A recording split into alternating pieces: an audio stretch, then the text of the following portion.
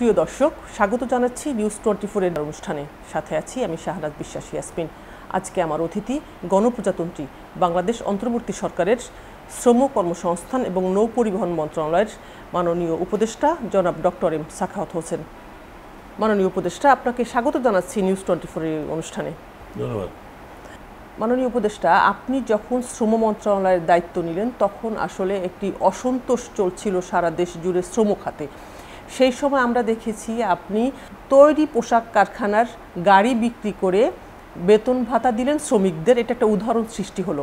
আপনি কি এই শ্রমিক অসন্তোষ নিয়ন্ত্রণে নিজেকে সফল দাবি করছেন? এমনটা করতে পেরেছেন বা কতটুকু করেছেন? না, আমি কোনো কিছুতে সফল দাবি করছি না। There is always finer aspect of everything. সফল দাবি করতে হলে শ্রমিকের যা পাওনা, এটা তো ইমিডিয়েট পাওনা। শ্রমিকের যে আরও ওয়েলফেয়ারের বিষয়গুলো আছে সেগুলো অনেক ব্যাপক। সেগুলো যতক্ষণ পর্যন্ত না করতে পারা যায় ততক্ষণ পর্যন্ত বলা যায় না যে আমি খুব একটা সফল হয়েছি। আমি তো টেম্পোরারিলি একটা রিলিফ দিতে পেরেছি। সেটা শুধু আমার কারণে হয়নি। সেখানে অর্থ মন্ত্রণালয় ছিল, ল এনফোর্সিং এজেন্সিরা ছিল, যারা অত্যন্ত পরিশ্রম করে সিচুয়েশনটাকে কন্টেন্ট রেখেছিল। আবার ফাইন্যান্সের না হলে তো আমি পারতাম না। হ্যাঁ, ফাইন্যান্সের ছিল, ব্যাংকিং ডিভিশনের লোকজন ছিল। কাজেই এটা একটা কম্বাইন্ড ইস্যু ছিল। কম্বাইন্ডলি আমরা চেষ্টা করেছি যে এটাকে সলভ করার জন্য ইমিডিয়েট ইস্যুগুলোকে। সেই ইমিডিয়েট ইস্যুগুলোকে সলভ করার ব্যাপারে আমি হয়তো একটু লিড নিয়েছি, এটাই। তো আমি যে এককভাবে আমার কারণে হয়েছে এটা আমি মনে করি না। এটা যারা যারা আমার সাথে ছিল প্রত্যেকেরই একটা ভূমিকা এখানে রাখা হয়েছে। তবে হ্যাঁ, এটা ঠিক যে একটা সলিউশনের পথে আমি মোটামুটি একটা দৃঢ় অবস্থানে যাওয়াতে একটা সলিউশনের পথে আমরা গিয়েছি। আমার দৃঢ় অবস্থান ছিল যে শ্রমিকদের যা পাওনা সেটা দিতে হবে। বিশেষ করে আমরা যদি বলি, উদাহরণটা নিই, বেক্সিমকোর মতো একটা বড় আপনার গার্মেন্ট শিল্পের মধ্যে যাদের অন্যতম বৃহত্তম যারা, তাদের যে অবস্থা, ভিতরের যে অবস্থা ছিল সেটা যখন দেখা গেলো তখন বোঝা গেল যে এটা একদম হাওয়ার উপরে চলছে। কারণ একটা ব্যাংক থেকে যদি আনুমানিকভাবে 27,000 কোটি টাকা একটা ব্যাংক থেকে নিয়ে গিয়ে থাকে এবং ডিফল্ট হয়ে থাকে, তাহলে সেই ইন্ডাস্ট্রি তো চলারই কথা না। এটা শুধু একটা ব্যাংক। অন্যান্য ব্যাংক থেকে নিয়ে সমস্ত যদি আমি দেখি, অ্যাপ্রক্সিমেটলি ওভারঅল বেক্সিমকোর এখন দেনা হচ্ছে 30,000 কোটি টাকার উপরে। এটা তো খেলার কথা না। 30,000 কোটি টাকা ওনারা কোথার থেকে দেবেন? সেই কারণে যখন বেক্সিমকোর যিনি কর্ণধার, তিনি এখন আপাতত আছেন, জেলে আছেন, এবং তার কারণে ব্যাংকগুলো যখন লোন দেওয়া বন্ধ করে দিল, বাংলাদেশ ব্যাংকে পরিবর্তন যখন হলো, তখন এটা এক্সপোজ হয়ে গেল। এতদিন ব্যাংকের টাকা দিয়ে ব্যাংক থেকে লোন নিয়ে এটা করেছে। অ্যাকচুয়ালি তাদের ইনকাম যদি হয়েও থাকে, সেই ইনকাম কোথায় গেছে কেউ বলতে পারে না। এখন পর্যন্ত সেটার একটা আমরা ফরেনজিক অডিট করে আমরা করিনি। টাকাগুলো গেল কোথায়? হয়তো money has gone. The fact remains, তারা আর্ন করেছিল, এটা খুব কমপ্লায়েন্স একটা ফ্যাক্টরি ছিল এগুলো। তো সে টাকা গেল কোথায়? কেন শ্রমিকের বেতন ভাতা এরকমভাবে বাদ পড়ে গেল? কেন 27,000 টাকা একটা কোম্পানি বা মাল্টিপল কোম্পানি, এক কোম্পানির নামে অনেকগুলো, 27,000 কোটি টাকা এক ব্যাংক দিল, শুধু একটা ব্যাংক, তারপর তো বাকি আছে, এখানে তো 8টা কি 9টা ব্যাংক ইনভলভ। তাহলে এখন কি হলো? এখন যখন মালিক নাই, এটা ক্র্যাশ করে গেছে। যদি এটা ওইরকম থাকতো যে এক্সপোর্ট হচ্ছে, টাকা আসছে, ব্যাংকে কোনো দেনা নাই, তাহলে তো এটা ক্র্যাশ করতো না। ক্র্যাশ করেছে বিকজ সম্পূর্ণ একটা হাওয়ার উপরে ছিল। একটা লোন যে কীভাবে নিয়েছে আমরা জানি না, এটা কারণ ইনভেস্টিগেশন হচ্ছে যে কীভাবে এত টাকা কারা ইনভলভ ছিল। তো কাজে এই সমস্ত কিছুর মধ্যে একটা বড় ধরনের সংকট তৈরি হয়ে গেছিল, এবং সেই সংকটের একমাত্র সমাধান ছিল যে এটাকে বন্ধ করে দেওয়া। এবং বন্ধ করে দিলে শ্রমিক থেকে সবার যে পাওনাটা, এটা হচ্ছে মানবিক দিক। আমরা বন্ধ করে দিলাম আমাদের টাকা পয়সা নেই, সরকার দিতে পারবে না বলে ছেড়ে দেওয়া যদি হতো, আজও মারামারি হতো। হয়তো গোলাগুলি হতো, মারামারি হতো। একটা আমাদের যে একটা অবস্থান যে আমরা শান্তিপূর্ণভাবে দেশের সমস্যাগুলো সমাধান করতে চাচ্ছি, সে জায়গা হতো না। যেই জন্য আমি একটু অন্য মূর্তিতে আবির্ভাব হয়েছিলাম। ইট ওয়ার্কড। এবং আমি অত্যন্ত গ্রেটফুল টু আমাদের ফাইন্যান্স অ্যাডভাইজার। তিনি আলটিমেটলি বহু দান দরবার, আপনি দেখেছেন নিশ্চয়ই, বহু দান দরবার করার পরে এমনও গেছে যে আমি ওনাকে বলেছি আপনি টাকা দিলে দেবেন, না হলে আমি লিভ। পরে উনি বললেন না ঠিক আছে। তো এটা সোজা কথা না, একটা সরকারের পক্ষে একটা ফ্যাক্টরিকে প্রায় 600 কোটি টাকা দেওয়াটা একটা চারটিখানি কথা নয়। সরকারের কাছে তো টাকা আছে, সেগুলো অন্য কাজে। তো সেখান থেকে বাংলাদেশ ব্যাংকে ইনভলভ করে এই টাকা দেওয়ার তো চারটিখানি কথা, এটা আনপ্রেসিডেন্টেড। এখন প্রশ্ন হচ্ছে যে এই টাকা উঠবে কীভাবে, সে তো ওটা অন্য বিষয়।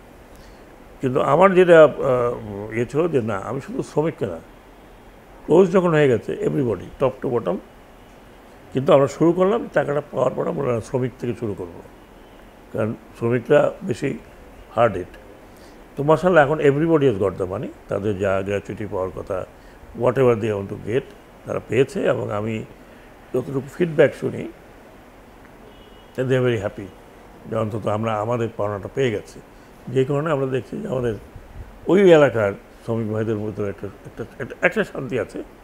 এবং ওনারা কিন্তু খুব দক্ষ শ্রমিকেরা, এবং সেই কারণে তারা হয়তো অনেকে অনেক জায়গায় চলে গেছেন। আমাদের তো গার্মেন্ট ইন্ডাস্ট্রি আমি যেতে দেখলাম যে বাড়ছে আরও। তো সব কিছু মিলে যদি আমি বলি যে হয়তো এই ধরনের একটা পদক্ষেপ আগে কেউ নেয়নি, সেটা না নেওয়ার কারণ হচ্ছে যে শ্রমিকের পক্ষে কেউ দাঁড়ায়নি। না দাঁড়ানোর কারণ হচ্ছে যে সবাই একটা স্টেক ছিল, সবাই কোনো না কোনো ব্যবসা জড়িত। কারো গার্মেন্ট আছে, কেউ বিজিএমির লোক বা তার ভাই বন্ধুরা আছে। তো আমার তো কোনো স্টেক নাই, যে কারণে আমি I could stand for the labour and I will stand always. কালকে আমি বলেছি আমাদের যে বিএটি আছে, ব্রিটিশ আমেরিকান টোব্যাকো, তাদেরও একটা সমস্যা। কুষ্টিয়াতে শ্রমিক অসন্তোষ, ঢাকা হলে তো আমরা দেখি, কিন্তু কুষ্টিয়া আমি বলেছি ওনারা আবার আমাদের আইনের মধ্যে নাই, ওনারা আইন মানতে চান না। আচ্ছা বিএলএ মানতে হবে, অথবা আপনারা গুটায় চলে যান। দেশে সিগারেট প্রডিউস না হলে কোনো অসুবিধা হবে না। Cigarette is not a essential item. আমি আমাকে শেষ করলাম যে আমরা কিছু করতে পারবো না, আপনারা কীভাবে ওদের টাকা দেবেন দেন, কিন্তু অসন্তোষ আপনাকে হ্যান্ডেল করতে হবে। আর আপনি আমার কাছে আসছেন, আমি তো বিএলএ মানেনি না, you don't want to get into. So কালকে আমি সেজন্য বললাম যে দেশের আইন মেনে ব্যবসা করুন, আর যদি ব্যবসার আপনাদের অসুবিধা হয় তাহলে ইউ ক্যান লিভ তুমি আদার কান্ট্রি। সিগারেট না খেলে আমার লোকের কী হবে? তো তবুও আমরা ঠিক আছে, আমাদের অনেক লোক আছে ইনভলভ এটার সাথে, চাষবাস করে ইত্যাদি ইত্যাদি। কিন্তু শ্রমিকের পাওনা আপনি দেবেন না, এটা at least I will not be part to it. আমি এর সাথে হতে পারবো না। যারা মালিক আছেন, ভালো মালিক আছেন, যারা অনেক ভালো কাজ করছেন, আমাদের তো ইন্ডাস্ট্রি গ্রো করেছে, তো তারা এত কীভাবে চালায়? এই কজন লোকের এত অসুবিধা কেন? তার মানে উদ্দেশ্যই খারাপ। তাদের উদ্দেশ্যে না, এখন কাউকে পাওয়া যাচ্ছে না। উনি জার্মানিতে পলাতক, উনি অমুক জায়গায় পলাতক। আমি তো এখন লাস্ট একটা মিটিং করব, 7 তারিখ মতো সময় দিয়েছি। 7 তারিখের পরে আমি একটা মিটিং করে বলবো যে রেড অ্যালার্ট, এদিকে ধরে নিয়ে আসো। কি ওটা করলে কি দ্রুত সম্ভব হবে নিয়ে আসা? জেলে যাবে, অন্যদের জন্য একটা এক্সাম্পল হবে। তুমি তোমার শ্রমিক ফেলেছে, তুমি এখন একবার বলে আইসিইউতে আছে, আবার বলে এখানে না। মাননীয় উপদেষ্টা, আপনি অফকোর্স আপনি একটি বিশেষ এই উদ্যোগে শ্রমিকদের বেতন ভাতা নিয়ে একটা উদ্যোগ নিলেন, উদাহরণ সৃষ্টি করলেন। এতগুলো বড় গার্মেন্টস ফ্যাক্টরি বন্ধ হয়ে গেল, অনেক শ্রমিক বেকার হয়ে গেল, সেটা নিয়ে নিশ্চয়ই আপনার ভাবনায় আছে? নিশ্চয়ই, আমরা সারাদিন তো ওই চিন্তাই করি। আমরা কোনো গার্মেন্ট ইন্ডাস্ট্রিকে বন্ধ হতে দেই না।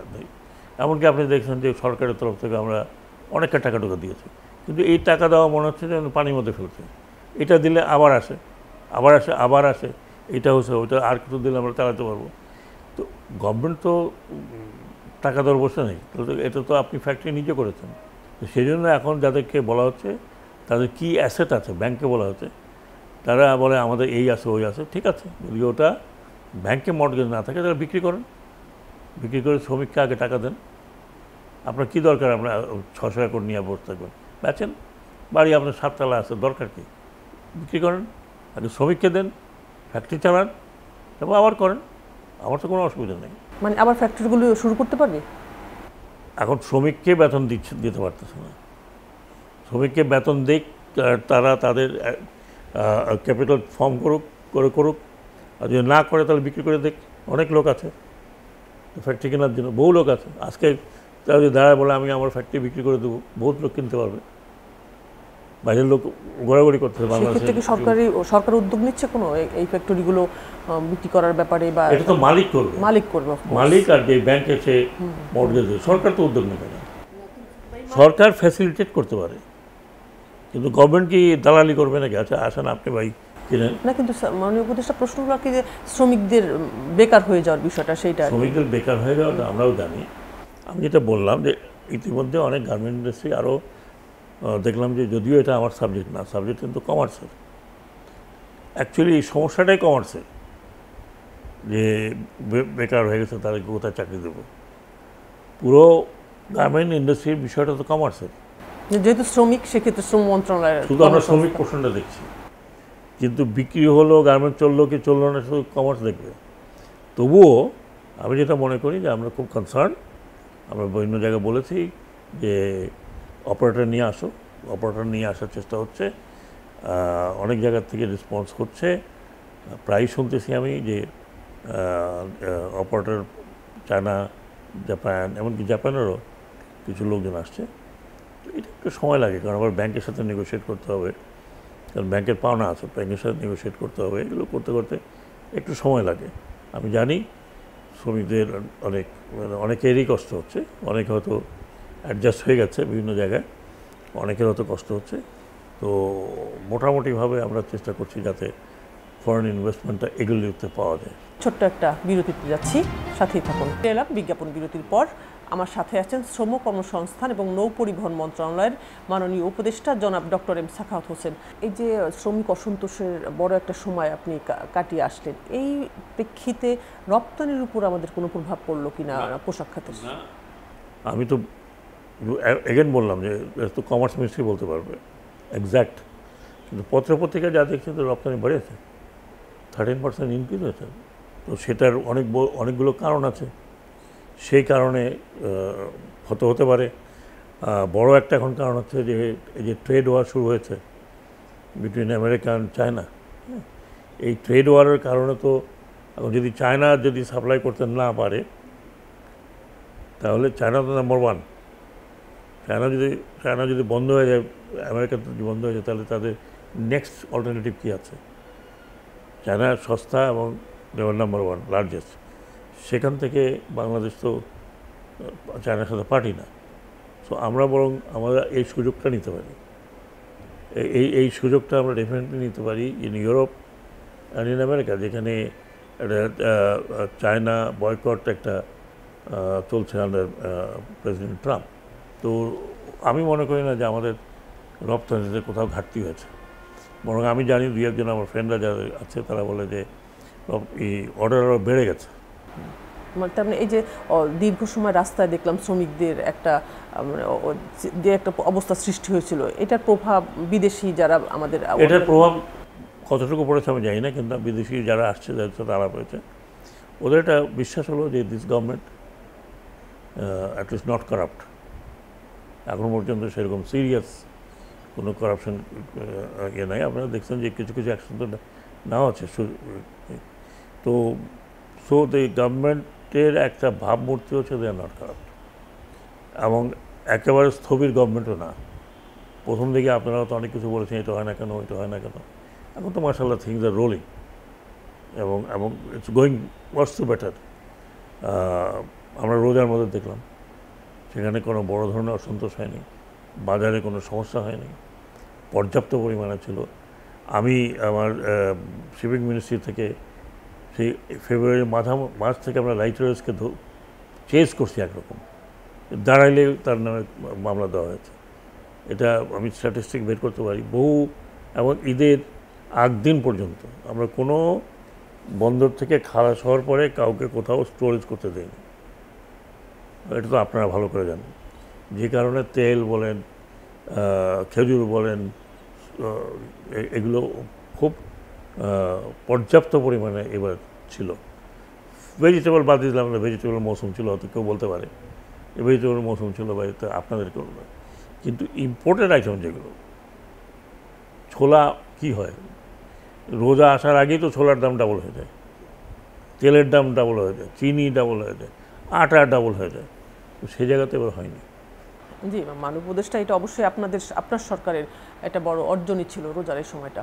কিন্তু আইন শৃঙ্খলা পরিস্থিতি, এটা কি আসলে স্বাভাবিকভাবে আপনার সরকার এখন পর্যন্ত আনতে পেরেছে? এটা আমি জবাব দিতে পারবো না। আপনার কাছে প্রশ্নটা যেহেতু এটা আসছে না, আইন শৃঙ্খলা আমি বিশ্বাস করি আরও ভালো হওয়ার কথা ছিল, আরও ভালো হতে পারতো বা আরও ভালো হওয়ার কথা ছিল। কিন্তু ধরেন গত 8 মাসে যা ছিল তার থেকে বেড়েছে। কিছু কিছু যেগুলো ক্রাইম হচ্ছে সেগুলো আনবিয়ারেবল, যেমন এই যে ধর্ষণের কয়েকটা কেস, এটাতে আমরা অন্তত উপদেষ্টা কিন্তু খুব সোচ্চার ছিলাম। আমি অন্তত লিখে আমি সাজেস্ট করে পাঠিয়েছি আইন চেঞ্জ করুন, মৃত্যুদণ্ডতে যান। আমি তো এতটুকু বলেছি যে মৃত্যুদণ্ডের মধ্যে ফায়ারিং স্কোয়াডও রাখেন। এইরকম তো পাশবিক তো হতে পারে না। এগুলো আগে ছিল, উদাহরণ সৃষ্টি না হলে কমবে না, এরকম তো নিশ্চয়ই আপনার উপদেষ্টা পরিষদ মনে করেন আপনারা। আমরা তাই আমাদের যেটা গ্রুপ আছে, এভরিবডি, প্রত্যেকে, কোনো একজন এটা বলেনি। আমি যখন বলছি তখন আমাকে সাপোর্ট করেছে, হ্যাঁ ঠিকই আছে। হ্যাঁ, আমাদের পার্শ্ববর্তী দেশে কী হয়েছিল, এখন তো মৃত্যুদণ্ড আছে এখানে, আমাদের তো এখানে নাই। আমাদের কয়েক বছর, 1 বছর 1.5 বছর দিয়ে শাস্তি দিয়েছে, বেরোয় আছে। দিস ক্রাইম, এগুলো যদি এক্সাম্পলারি পানিশমেন্ট না হয় তাহলে এগুলো তো বাড়তে থাকবে। তো হ্যাঁ, আমি যেটা মনে করি যে আমাদের ল অ্যান্ড অর্ডার আরও ভালো হওয়ার কথা ছিল। তারপর আমি বলবো যে এই সিচুয়েশনে আমরা এসেছি আমাদের, তো ল অ্যান্ড অর্ডার সিচুয়েশন বলতে গেলে যারা ল এনফোর্সিং এজেন্সি তারাই তো ভেঙে গেছে। এটা পুনর্গঠনে একটু সময় লাগবে। আমি আশা করি যে ইমপ্রুভ হচ্ছে, আরও হতে হবে। স্যার, কথা বলছিলাম শ্রম সংস্কার কমিশনের প্রতিবেদন নিয়ে। তারা প্রতিবেদন জমা দিয়েছেন এবং সেখানে শ্রমিকদের ন্যায্য পাওনা, দাবি, তাদের নিরাপত্তা, জীবনের এই বিষয়গুলোই সুপারিশে বড় আকারে আসছে। এই ক্ষেত্রে আপনার মন্ত্রণালয়ের আপনার করণীয় কী কাজ? আমি একটু গ্লান্স দেখলাম আর ওনাদের রেকমেন্ডেশনগুলো। বহু কিছুই কিন্তু অলরেডি আমাদের আইনের মধ্যে করা আছে। কিছু কিছু জায়গা আছে যেটা আমি গত মিটিংয়ে গিয়েছিলাম, আইএলও, ইন্টারন্যাশনাল লেবার অর্গানাইজেশনের জেনারেল বডি মিটিংয়ে। সেখানে আমি অনেকগুলো প্রস্তাব যেগুলো আমরা করেছি সেগুলো বলে আসছি, সেগুলো আমরা এখন ফাইনালাইজ করব। আমাদের সময় আছে up to March next year. আমি বসবো এই পর্বটা শেষ হলে আমি নেক্সট ওটা নিয়ে বসবো ব্যক্তিগতভাবে। এবং আমি যে যেগুলো দেখলাম তার মধ্যে হয়তো 2-4টাই হয়তো আমাদেরকে নিয়ে ওটা নিয়ে হয়তো আলোচনা করতে হবে। আর এগুলো ওনারা সুপারিশ করেছেন, সেই সুপারিশ কতখানি গ্রহণযোগ্য সেটা কিন্তু আমরা যে ত্রিপক্ষীয় আলোচনার মাধ্যমে বেরোয় আসবে। যদি এগুলো গ্রহণযোগ্য হয় তাহলে হয়তো আমরা কনসিডার করব আমরা যে এখন যে আইনগুলো পরিবর্তন করছি সেখানে। দ্বিতীয় জিনিস হচ্ছে যে আমাকে দিয়েছে, আমি কিন্তু অলরেডি মন্ত্রণালয় বলেছে একটা কমিটি তৈরি করতে। সেই কমিটিটা পুরোটা দেখবে। এগুলোর কথা আমি এখন আপনাকে ভাষা বললাম। এই জিনিসগুলো দেখে সেখানে একটা কম্পারিজন করবে যে কোথায় আমরা আছি, কোথায় কী আমরা ইনক্লুড করতে পারি। তো সেই ক্ষেত্রে সেগুলো এখন পর্যন্ত হয়নি, কমিটি মাত্র তৈরি করা হয়েছে। আমার মনে হয় মন্ত্রণালয় এখন খুব ব্যস্ত হয়ে গেছে মে ডে সেলিব্রেট করার এবং একটু ভালো আকারে করতে, সেই জন্যই আমি এখন পর্যন্ত এটা নিয়ে বসতে পারিনি।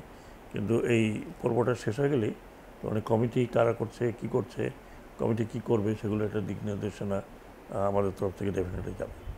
মাননীয় উপদেষ্টা, প্রথম থেকে যেহেতু আপনি শ্রমিকদের অধিকার নিয়ে সোচ্চার, এই জন্য প্রশ্নটা করতেই চাই আপনাকে। মানে বর্তমানে বাংলাদেশের শ্রমিকদের নিরাপত্তা, জীবনমানের নিরাপত্তা নিয়ে আপনি কি সন্তুষ্ট? এটাকে আসলে আরও কীভাবে বাড়ানো উচিত বলে আপনি মনে করেন? না, আমি যেটা বললাম যে কোনো কিছুই তো আপনি সন্তুষ্ট হতে পারেন না। আপনি অলওয়েজ চান যে আরও যেন ভালো হয়, আরও যেন ভালো হয়। তো আরও ভালো করতে গেলে তো আপনি সন্তুষ্ট থাকতে পারেন না। যদি সন্তুষ্ট হয়ে যান তাহলে তার কিছু করার দরকার নেই, উই আর ভেরি ফাইন। হ্যাঁ, আমরা মনে রাখতে হবে যে আমাদের একটা আর্থসামাজিক পরিবেশ আছে। এটার সাথে আপনি বিশ্বের উন্নত কোনো দেশের যোগাযোগ কম্প্যারিজন করেন, তাহলে সেই কম্প্যারিজন সঠিক হবে না। আমাদের আর্থসামাজিক পরিপ্রেক্ষিতটাকেই রেখে সে উন্নয়নের পথে যেতে হবে, যে তাদের সিকিউরিটির ইস্যু, হেলথের ইস্যু, এগুলো ধরেন একটা লং পেন্ডিং ওয়ার্ক আমি যেটা মনে করি। যেমন গতকালকে বললাম যে ভাই 15 বছর, 20 বছর, 30 বছর যেগুলো জমা হয়ে আছে, এগুলো তো আমরা 10 মাস, 8 মাস, 9 মাসে করা সম্ভব না। তাহলে তো আলাদিনের চেরাগ লাগবে। দেয়ারফর স্টেজ বাই স্টেজ একটা একটা করে আমাদেরকে আগাতে হবে। সব কিছু আমরা আগাতে পারছি না। এখন ধরেন কথা উঠেছে গৃহকর্মীদের, কথা উঠেছে ইনফর্মাল সেক্টর। আমাদের তো ইনফর্মাল সেক্টর শ্রমিক অনেক বেশি, আমরা তো খবরই রাখি না। সেই ইনফর্মাল সেক্টরকে যখন আপনি নিয়ে আসতে যাবেন তখন এগুলো টেক টাইম। কালকে আমি বলেছি, যেটা কালকে আজকে বললাম আমি কালকে হয়ে যাবে এমন তো কিছু না। সো এই যে সিকিউরিটির কথা বললেন, এটা নিয়ে কালকে আলোচনা হয়েছে, হেলথ অ্যান্ড সিকিউরিটি নিয়ে। আমিও হয়তো যাচ্ছি রিয়াদ, এটা গ্লোবাল আলোচনার জন্য। আমরা ডেফিনেটলি কনসার্ন শ্রমিকের সিকিউরিটি। সে কাজ করবে যে প্রেমিসেসে, সেখানে তার সিকিউরিটি ব্যবস্থা করতে হবে। এবং সেটা কি, আপনার অনেক অনেক ফ্যাক্টরি আছে যারা absolutely compliance in this sense, হয়তো তাদের কাছ থেকে নিয়ে আমাদের দেখতে হবে যে হাউ ক্যান আই এনহান্স। দ্বিতীয় জিনিস দেখতে হবে যে আপনি একটা ফ্যাক্টরি দেখলে সবগুলোর উপর ওটা চালু করতে পারবেন, কারণ প্রত্যেকের capacity is not the same.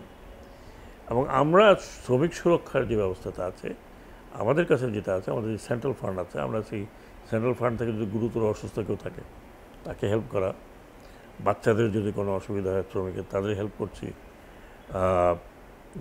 যদি শ্রমিক কোনো গুরুতর অসুস্থতা থাকে তার চিকিৎসার জন্য হেল্প করা হচ্ছে। এগুলো আছে, এগুলো অলরেডি আছে আমাদের শ্রম মন্ত্রণালয়ের সব ডিস্ট্রিক্টে না হলেও 35টি ডিস্ট্রিক্টে আমাদের হেলথ কেয়ার নেওয়ার একটা ব্যবস্থা আছে, যদিও স্বল্প। আমি নট ভেরি, ওটা নিয়ে আমি খুব স্যাটিসফাইড না, এটাকে এক্সপান্ড করা দরকার। তো সেগুলো আমরা আস্তে আস্তে করছি, কারণ সব জিনিস তো একসাথে করা সম্ভব না। এত বড় মন্ত্রণালয়, আমি মাঝে মাঝে প্রশ্ন করি যে এতগুলো বছর এত পাওয়ারফুল সরকার ছিল, কেন এই বিষয়গুলো নেগলেক্টেড রইল বলেই এখন আমাদের আবার শুরু থেকে শুরু করতে হচ্ছে। যেমন শ্রম মন্ত্রণালয়, শ্রম ও কর্মসংস্থান কোনো উইং আছে? কোনো উইং নাই। তো এটা আমি, ওরাও আগের থেকে বোধহয় প্রিপেয়ার করছিল, আমি ত্বরান্বিত করে এটা পাঠিয়ে দিয়েছি যে আমাদের একটা কর্মসংস্থান উইং দরকার। এই যে শ্রমিক নতুন আসছে বাজারে, তাদের একটা ট্রেনিং দিয়ে তাদেরকে ফিট করা, বা তাদের উপযুক্ত যে সমস্ত জায়গায় ভ্যাকিউম আছে সেখানে ট্রেনিং দেওয়া। তো এইগুলো, এই কর্মসংস্থান বলতে আমাদের কোনো উইং নাই, কাজে কর্মসংস্থানের কোনো বিষয়ই নাই। মুশকিলটা হচ্ছে এই যে এখানে আবার একটু ডুপ্লিকেসি আছে, ডুপ্লিসিটি কীরকম? এটা হচ্ছে শ্রমিক উইদিন দ্য কান্ট্রি, আবার অলমোস্ট একটা শ্রম মন্ত্রণালয় আছে যেটা আউটসাইড দ্য কান্ট্রি, যারা বিদেশে যাচ্ছে তাদের আবার আমার কোনো দায়িত্ব নেই। তাদেরকে ট্রেনিং দেওয়া, তাদেরকে বিদেশে নিয়ে যাওয়া, বিদেশে এমপ্লয়মেন্ট দেওয়া, দ্যাটস নট মাই জব, প্রবাসী কল্যাণ মন্ত্রণালয়। সো এই যে ভাগটা হয়ে গেছে, এই কারণে একটা সমস্যা হচ্ছে যে আমি ট্রেনিং কোন সেক্টরে ট্রেনিং দেবো? প্রবাসে যাওয়ার জন্য যে ট্রেনিং দরকার সেটা তো আমি দেবো না, সেটা আরেকটি মন্ত্রণালয় দেবে। তো আমি কেনটা দেবো? আমি দেবো ইন্টারনাল, যেহেতু গার্মেন্ট ইন্ডাস্ট্রিতে চাকরি পেতে কী করতে হবে,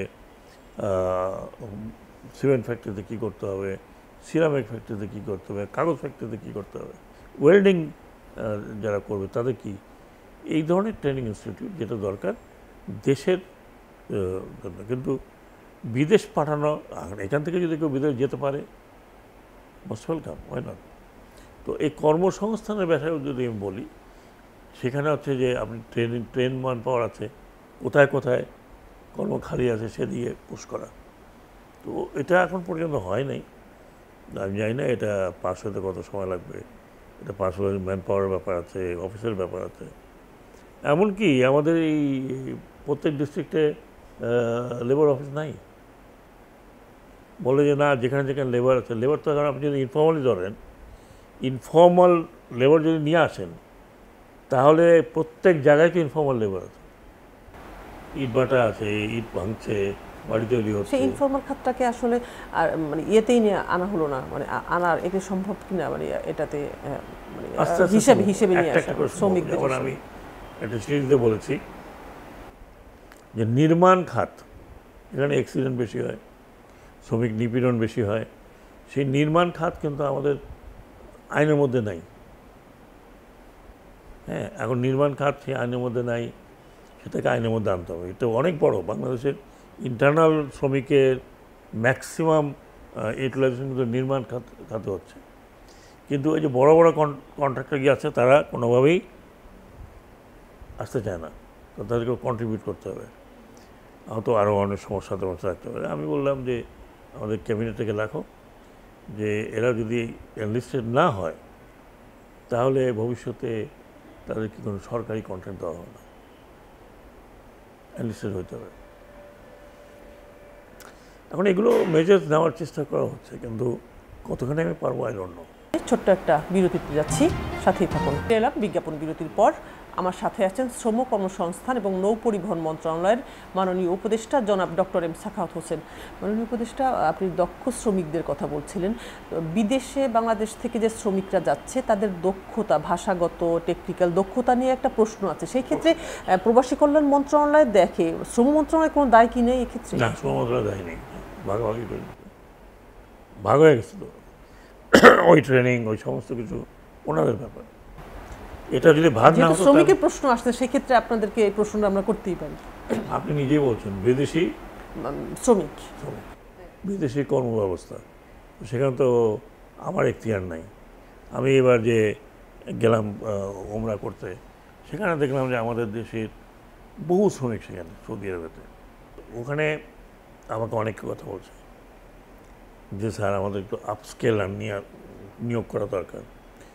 বেশিরভাগই তো ক্লিনিংয়ে আছে, মক্কা শরীফ, মদিনা শরীফ ও অন্যান্য জায়গায়, যেখানে গেছি সব জায়গা থেকে আমার টয়লেট এগুলো। তো আমাদের বাংলাদেশিরা একটু মনক্ষুণ্ণ এই ব্যাপারে, যে আমরা যদি এদেরকে আরও ভালো ট্রেনিং দিয়ে আনতে পারতাম। তো এই ধারণাতে, তার মানে এখানে একটা গ্যাপ আছে। আমরা যে ট্রেনিং আরও দিতে পারতাম, যে অন্য যে পেট্রোল পাম্প এইখানে ওখানে ট্রেনিং দিতে পারলে তারাও তারা ভালো কাজ করতে পারত। তো এখন এই শ্রেণীতে কাজ করাতে আবার বাংলাদেশিরাই করতেছে এখন, সাবকন্টিনেন্ট, আর বাকিরা উপরে উঠে গেছে। আগে যারা করতো তারা বাংলাদেশের দক্ষতার কারণে উপরে উঠে গেছে, সেখানে আমরা খুব ল্যাক করছি।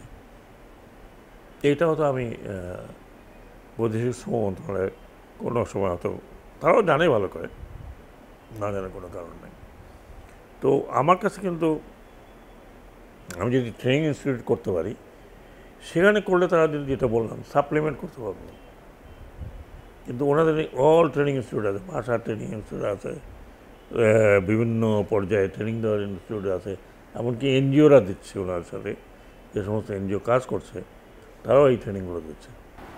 একটি কর্মসংস্থান অধিদপ্তর করার কোনো উদ্যোগ আপনার মন্ত্রণালয়ের আছে বলে শুনেছি। হ্যাঁ, সেক্ষেত্রে কি এদের দক্ষতা বৃদ্ধির ক্ষেত্রে কাজে আসবে? আমি তো বললাম আমরা ইন্টারনাল মার্কেট দেখে দক্ষতা বাড়াবো, সেখান থেকে যদি এক্সটার্নাল কেউ যায় তো যেতেই পারে। তো এমন তো না যে তুমি এখানে ট্রেনিং করছো, তোমাকে এখানে থাকতে হবে, তুমি বাইরে যেতে পারবো না। স্যার, বাংলাদেশের শ্রম খাতে এখনও নারী শ্রমিক এবং পুরুষ শ্রমিকের মধ্যে বেতন বৈষম্য অনেক। এটা আপনার চোখে আসছে কিনা, আপনি ভাবছেন কিনা? এসছে, এগুলো সবই আসছে। এখন ব্যাপার হলো কি, আমি বললাম যে না, আপনার ফ্যাক্টরিতে এখন সমান বেতন দেন, জোর তো করা যাবে না। কী করতে হবে এক্ষেত্রে? কী উদ্যোগ নিচ্ছেন আপনি? নিচ্ছেন কি কিছু? এই ধরনের যে গার্মেন্টস, হ্যাঁ, বেশিরভাগই নারীরা কাজ করে, এখানে কিন্তু খুব বেশি একটা বৈষম্য নাই, খুব বেশি বৈষম্য নাই। বৈষম্য থাকতে পারে যে আমাকে এই ফ্যাসিলিটি কম দিছে, ওটা কম দিছে, ওটা কম দিছে, সেগুলো তো আমরা ডেফিনেটলি দেখছি। যেমন আমরা এখন বলছি যে 3 মাস তাকে মাতৃকালীন ছুটি দিতে হবে, মিনিমাম 3 মান্থস। হয়তো আমরা পরের স্টেজ হয়ে যাবো যে সমস্ত কমপ্লায়েন্স আছে তাদের ডে কেয়ার সেন্টার থাকতে হবে, যাতে একটা শ্রমিক কাজ করার সময় তার বাচ্চাটাকে ওখানে রাখতে পারে। এগুলো কিছু কিছু পরিকল্পনা আছে, এখনও ক্রিস্টালাইজ হয়নি। আপনি জানেন যে এগুলোতে আমি যেটা গতকাল বললাম, সমস্ত কিছু কিন্তু মনে হয় যেন একেবারে আকাশ থেকে ভেঙে পড়েছে। একটা করতে গেলে আরেকটা এক্সপোজ হয়, এটা ওইরকম ওই ছোটো কাঁথার মতো, পা ঢাকতে গেলে মাথা খোলা থাকে, আবার গা খোলা থাকে, এই অবস্থা, এবং প্রতিদিন ক্রাইসিস ফেস করতে হচ্ছে। সেখানে যে এগুলো চিন্তা ভাবনা করে আর একটা কমিটি বানিয়ে দিলাম, কমিটি দেখারও অবস্থার মধ্যে নেই, আজকে এটা কালকে এভরি, আপনি তো প্রতিদিনই দেখছেন, প্রতিদিনই আসেন, আমি তো এখন শ্রম মন্ত্রণালয় নিয়ে বেশি ব্যস্ত থাকছি। তো আশা করি আই ক্যান হ্যান্ডেল। মাননীয় উপদেষ্টা, একজন সাবেক নির্বাচন কমিশনারকে আমি সামনে পেলাম, তার কাছে আমার নির্বাচন প্রসঙ্গে কিছু প্রশ্ন আমি করতেই চাই, আমি করবই। সম্প্রতি প্রধান উপদেষ্টা একটি কথা বলেছিলেন যে সেরা নির্বাচন হবে এই আপনার সরকারের সময়। সাবেক একজন নির্বাচন কমিশনারের কাছে একটি সেরা নির্বাচনের সংজ্ঞাটা কি, কিভাবে মানদণ্ডটা কিভাবে তৈরি হবে? ওনার সেরা নির্বাচন আমার সেরা নির্বাচনের মধ্যে তফাৎ হতে পারে। আমি যে থিওরিটিক্যাল প্র্যাকটিক্যাল সেরা নির্বাচনের কথা বলছি, নির্বাচন যেটি ভোটাররা মনে করবে যে ফেয়ার ভোট হয়েছে, আমি আমার ভোটটা দিতে পেরেছি, আমি যাকে দিয়েছি সেই ভোটটা তার কাছে গেছে, তার মানে চুরি হয়নি, দ্যাট ইজ হোয়াট সেরা নির্বাচন। এক শব্দ বলি, আমি ভোট দিতে পেরেছি অ্যাট মাই উইল। সকালবেলা ঘুমাতে করছে, আমি আমি ওর সাপোর্টার না তার সাপোর্টার, অথবা আমি কাউরের সাপোর্টার না, আমি রাস্তা যেতে যেতে মনে করলাম আচ্ছা ঠিক আছে, আমি যখন কোনো হার্ড সাপোর্টার না, দেখি আমার ক্যান্ডিডেট, দেখি আমার ক্যান্ডিডেট তো ভালো মনে হয়, দিলাম, ওই ক্যান্ডিডেটটা ভালো মনে হয় দিলাম, এটা কাউন্ট হইতে হবে। তো এই ভোট দিতে পারলাম, আমার ভোট কাউন্ট হয়েছে, যেখানে কাউন্ট হওয়ার কথা সেখানে হয়েছে, that is what is the best election. আমি যদি ভোট দিতে পারি তাহলে আমার সিচুয়েশন সেরকম আছে, ল অ্যান্ড অর্ডার সেরকম আছে, কেউ আমাকে জোর করছে না, কেউ আমাকে হুমকি দিচ্ছে না। সো যদি আমি চার্চিলের সংজ্ঞায় বলি, দ্যাট লিটল ম্যান, একটা ছোটো মানুষ বাসার থেকে বের হয়ে ছোটো একটি বুথে গিয়ে ছোটো একটি পেন্সিল দিয়ে ছোটো একটি দাগ দিয়ে ফিরে আসলো, দ্যাটস দ্য বেস্ট ইলেকশন। সেই পরিস্থিতি বর্তমান সময় কতটা তৈরি হচ্ছে? আমি তো মনে করি যে ইলেকশন কমিশন চাইলে ডেফিনেটলি তৈরি করতে পারে, এবং আশা করি এই ইলেকশন কমিশন যে পরিবেশ পেয়েছে সেই পরিবেশে তো তাদের হোঁচট খাওয়ার কোনো কারণ আমি দেখি না, তাদেরকে অ্যাসার্ট করতে হবে। এটা এক্স্যাক্টলি যে সিচুয়েশন যেটা আমরা পেয়েছিলাম, আমরা তো একটা কিওটিক সিচুয়েশনের মধ্যে ছিলাম ওই সময়, টোটাল কিওস, এটা নাই ওটা নাই সেটা নাই, আমাদেরকে তো 1-1.5 বছর তো রিফর্মই করতে হয়েছে, আরপিও সংশোধন করো, এটা করো ওইটা করো, তারপরে এই সবচেয়ে বড় ছিল ডিজিটাল ভোটার লিস্ট, অনেকে তো বলতে পারবেই না, এটা অর্ধেক পথে মুখ থবড়ায় পড়বে, কিন্তু তো আল্লাহর মতো হয়ে গেছে এটা। এখন এটা তো হয়ে গেছে, এটা নতুন করে করতে হবে না, থেকে রিনিউ করতে হবে। তো সেখানে তো অনেক কাজ তো অনেক অনেক এগিয়ে আছে, আরপিও মোটামুটি চেঞ্জ আছে, হয়তো একটু আরও চেঞ্জ করা হতে পারে। তো দেয়ার ফর চলতে থাকুক, অসুবিধা নেই, আর কি আছে আর যাও সরি। তো দেয়ার ফর আমি মনে করি যে ওই সংজ্ঞা অনুযায়ী যদি ইলেকশন হয় ডেফিনেটলি ভালো ইলেকশন হবে। ভালো ইলেকশনের দায়বদ্ধতা কি শুধুমাত্র নির্বাচন কমিশনের হাতেই? না, অ্যাটমসফিয়ার তৈরি করবে নির্বাচন কমিশন, সরকার সহযোগিতা করবে, এটাই হচ্ছে দায়বদ্ধতা, আর ভোটাররা তাদের দায়িত্বটা পালন করবে। ভোটার তো দায়িত্ব পালন করার জন্য বসেই থাকে নির্বাচন ভোট দেওয়ার জন্য, তারপরে তো হয় নাই, সেটা সেই প্রসঙ্গে আসবো, সেটা গত 15 বছর 16 বছর ভোটাররা পারেনি, সেটা পারেনি, সে তো কারণগুলো, কারণ ইলেকশন কমিশন সেরকম ছিল, তারাও দায়বদ্ধতা মানে অনুভব করে নাই, করতে দেওয়া হয়নি, তারপর ম্যানিপুলেশন হয়েছে, মারামারি হয়েছে, ভোট আমাকে না দিলে তো তোকে দেখে নেব, এরকম কথা হয়েছে, পার্টিকে আসতে দেওয়া হয়নি, মেজর পার্টিকে আসতে দেওয়া হয়নি, আর মেজর পার্টিকে আসতে না হলে তাদের তো ভোটার আছে, তাদের তো ডাইহার্ড ভোটার তো আছে, হ্যাঁ, সব পার্টির ডাইহার্ড ভোটার থাকে, যত পার্সেন্টই হোক, সেই পার্সেন্ট তো আসেনি ভোট দিতে, তারপরে যারা আসছে তাদের চিন্তায় হয়েছে। তো এইগুলো তো এখন সেই অবস্থানে নাই, যে কারণে তারা গত 15 বছর লোকে ভোট দিতে পারেনি, এককভাবে জানাজানা একটা ইলেকশন হয়েছে, ইলেকশন কমিশনও তার মধ্যে ডুবে গেছে, কেউ প্লট পাইছে, কেউ কী পাইছে, কেউ বিদেশ গেছে, এই তো এখন তো সেই অবস্থা নাই। এখন তো সরকার তো বলে না যে আমার ইন্টারেস্ট আছে, বলবেও না আশা করি। তো সেই জায়গাতে ইলেকশন কমিশনে কাজ করার জন্য তো কোনো অসুবিধা আমি দেখছি না। কীভাবে কাজ করবে, কীভাবে ভোটারদের কনফিডেন্সে আনবে, এখনও অবিশ্বাসের বিষয় আছে। ভোটারদেরকে সেই বিশ্বাস দেওয়া, তাদেরকে কনফিডেন্সে আনা, সব কিছু দায় দিতে হবে ইলেকশন কমিশনার, সরকার সহযোগিতা। আজকে ইলেকশন কমিশন বলে এই সহযোগিতা দরকার, গভর্নমেন্ট ডেফিনেটলি দেবে। স্যার সেক্ষেত্রে স্যার একটা প্রশ্ন আসছে এই কথার প্রেক্ষিতে যে আপনার এই উপদেষ্টা পরিষদে দুজন গণ অভ্যুত্থানের যেই নেতৃত্ব দেওয়া ছাত্র সংগঠন এই উপদেষ্টা পরিষদে ছিলেন, যাদের একজনকে নতুন রাজনৈতিক দল গঠন করেছে, আরও বাকি দুজন করবেন বলে কথা হচ্ছে। তারা যখন নির্বাচনে অংশ নেবেন, সেই নির্বাচন কি আপনার কাছে মনে হয় স্যার থেকে নির্বাচন করতে পারবে? তা করছে না, কিন্তু ছিলেন এই সরকারের। থাকতে পারেন, হয় না? অন্যান্য দেশে কী হয়, সরকার তো থাকেও তো সে রিজাইন করে আবার গিয়ে ইলেকশন করে। তার মানে এই না সে এখানে ছিল, সারা মেশিনারি তার পেছনে পেছনে, সে যখন থাকবে না ইলেকশন ক্যাম্পেইন করতে যাবে সারা মেশিনারি। সেটা তো হওয়া উচিত না, হবেও না আশা করি। সরকারে থাকতে পারে, গিয়ে সরকার থেকে বাইরে একজন ছিল তো, নাহিদ ছিলেন না? নাহিদ, তার কথাই বলছি। নাহিদ কী করে? নাহিদ এখান থেকে নাহিদ কি আবার কখনো এখানে আপনি দেখেছেন মন্ত্রী পরিষদের আশেপাশে ঘুরঘুর করতে? দে আন্ডারস্ট্যান্ড যে আমরা তাদেরকে জিতাতে পারবো না, তাদেরকে জিততে হবে। ওই দিন শেষ হয়ে গেছে। এখন আপনি দেখেন, ডান থেকে বাম হলে আপনারা হইচই শুরু করেন, এটা হলো রে ওইটা হলো, আগে পারছেন? গত 15 বছর পেরেছেন? একে অবাঞ্ছিত ঘোষণা করব, ওকে ঢুকতে দেব না, এই উপদেশটা ও অথর্ব, ও কোনো কাজ করে না। হ্যাঁ, এটা আগে বলতে পারছেন? আগে বলেছেন কাউকে অথর্ব? যদি বলতেন তাহলে আজকে আমার এই অবস্থা হতো না, তাহলে আমার এই শ্রম মন্ত্রণালয়ের এই কন্ডিশনে যায় না। তখন তো বলতে পারেন না, এখন তো বলতে পারছেন। তখন তো দেখছেন আপনারা যে চুরি হচ্ছে, দেখাতে পারছেন না। Am I right or wrong? হ্যাঁ, লাইভে আমরা দেখতেছি মারামারি হতেছে, কিন্তু আপনারা দেখাতে পারতেছেন না, আপনাকে ঢুকতে দিচ্ছেন না, এই হচ্ছে না, ছিনতাই হয়ে গেছে। হ্যাঁ, কিন্তু বলতে পারতেছেন না। আপনি তো মাঠে মাঠে ছিলেন, কটা বলতে পারছেন? 1-2 জন বলছে চাকরি দিয়েছে গিয়ে। এখন তো তা না, এখন তো আপনি আমাকে ধরতেছেন, তাকে ধরতেছেন, আবার সবই দেখাচ্ছেন। আমি জানি না কেউ এখন বলে কিনা, নাই এটা দেখা না, এটা দেখা না। সো আমার মনে হয় না ওই দিন, এখন মানুষ বুঝে গেছে যে তার ফ্রিডমটা কোথায়।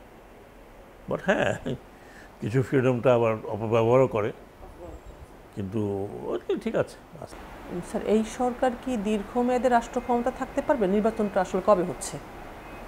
এটা আমার মনে হয় এটার উত্তর উনি দিয়েছেন যে ডিসেম্বর না হয় জুন। লেট ডিসেম্বর গো, জুন গো, তারপর আমি বলতে পারবো যে দীর্ঘমেয়াদী সময় থাকবে না স্বল্পমেয়াদী সময় থাকবে। তা সেভাবে কি আপনাদের ভিতরে আপনার উপদেষ্টা পরিষদ? না, আমি অন্তত আলোচনা করি না, আমি আলোচনা শুনি না। আপনার অভিজ্ঞতা এখন যে অবস্থা, যেমন 11টা সংস্কার কমিশন করেছেন, আমি মনে করি, শোনেন, আমি একটা কথাই বলতে পারি, আমি খুব ব্যক্তিগতভাবে এবং আমি পার্সোনালি বিলিভ করি, এবার যদি এই সংস্কারগুলো না হয় তাহলে বাংলাদেশে আর কোনোদিন সংস্কার হবে না। এই ব্লাড, এই তাজা রক্ত দেওয়ার পরে, এমন না যে পলিটিক্যাল হানাহানি, এই পরিবর্তনের জন্য যে রক্তটা দেওয়া হয়েছে, আমরা যদি ন্যূনতম সংস্কার করে যেতে না পারি, এই সিস্টেম রেখে যাই, আর জীবনে কোনোদিন হবে না। সেক্ষেত্রে সংবিধান সংশোধনের কথা কি আপনাদের মাথায় আছে স্যার? আমি জানি না, যদি রেকমেন্ড করে থাকে, তারা যদি সব পার্টি একত্রে মনে করে করা দরকার তাহলে করবে। আফটার অল পার্লামেন্টটা কী? আর সব পার্টি যদি বলে, তাহলে মেজরিটি পার্টিগুলো যদি বলে, তাহলে সেখানে তো কোনো অসুবিধা নেই। কারণ এটা যদি আপনি চেঞ্জও করেন বা প্রভিশন রাখেন, সেটা তো সংসদে এরাই যাবে। মাননীয় উপদেষ্টা, আপনাকে অসংখ্য ধন্যবাদ জানাচ্ছি নিউজ 24 পক্ষ থেকে, আপনি আমাদেরকে এতক্ষণ সময় দিয়েছেন। Thank you very much. প্রিয় দর্শক, আপনাদেরকে ধন্যবাদ জানাচ্ছি এতক্ষণ আমাদের সাথে থাকার জন্য।